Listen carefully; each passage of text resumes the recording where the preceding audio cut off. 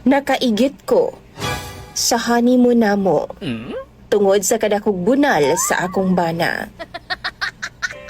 Maayong adlaw kanimo DJ Sam ingon mana sa imuha mga viewers. Ako si Clarissa, 27 anyos. Tulo ka buwan akong kasal ngadto sa akong bana nga si Ondoy. 24 anyos ang akong bana DJ Sam.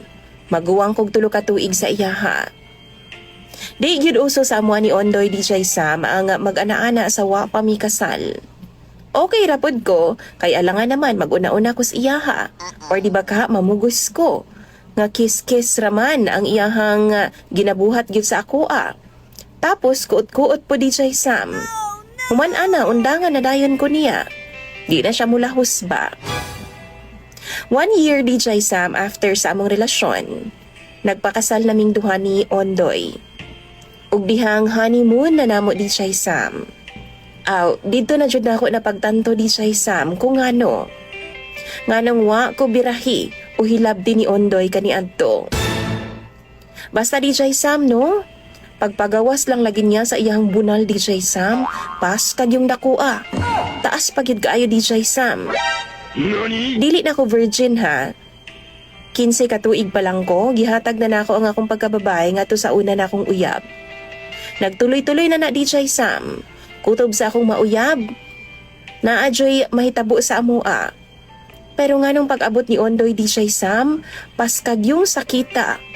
Mura pud kog first time nga gibunalan DJ Sam. Mura kog mamatay jud sa kasakit.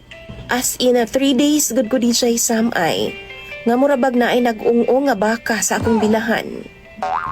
Hasta mang yung dakua kang Ondoy oy. Kausara gud ko nagpalabot sa iya DJ Sam. Ug wa na gid ko magpausab pa kay grabe na gid akong syagit-syagit. Di na gid makaya DJ Sam. Gusto pa unta siya, pero sakto na. Kay di naman gid ako kaya ang iyang bunal. Grabe jud na akong hilak pagkahuman namo. Nag-agay-agay jud kog taman DJ Sam. Kabaw mo nakaigit gud ko sa kasakit ay. Kay sigihan naman ako siyag tulak pero musakyud pa man gyud siya DJ Sam. Padayon gihapon siyag duot. Padayon gihapon siya siyang gibati. Kabaw mo? Murag nang guot ug nagdasok gud ang akong pantog DJ Sam. Ang akong mga tinai, murag nagdasok gid in taon. Wa ko makasabot sa akong gibati.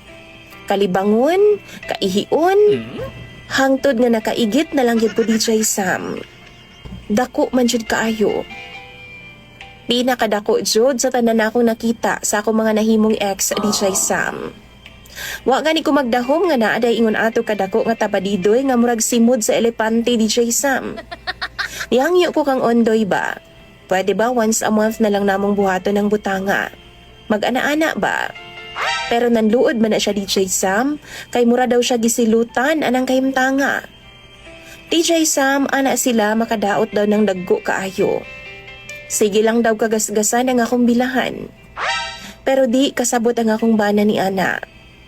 Napoy nagtambag na ako nga magpa-check up lagi daw. Kay gisian daw na ang akong ganghaan. Pwede daw kong operahan DJ Sam kanang padak-an ba? Pawangwangan daw og gamay para maigo daw ang tabadidoy ni Ondoy. Di daw maglisod. Tinuod ba na? Base na ay expert diha ba? Base na amoy nabalaan. Tabangi daw ko ninyo. I-suggest daw ninyo sa ako akong asa pod. Kay mura gyud na akong ikamatay ning kadako sa bunal sa akong bana nga si Ondoy. Matag higayon nga mag-ana-ana ming duha. Tabangi ug tambagi intawon ko ninyo.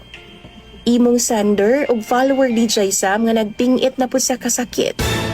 Samtang ka-type intawon ko DJ Sam sa akong mensahe. Kay bag-o naman pud kong gibirahan ni Ondoy. Clarissa.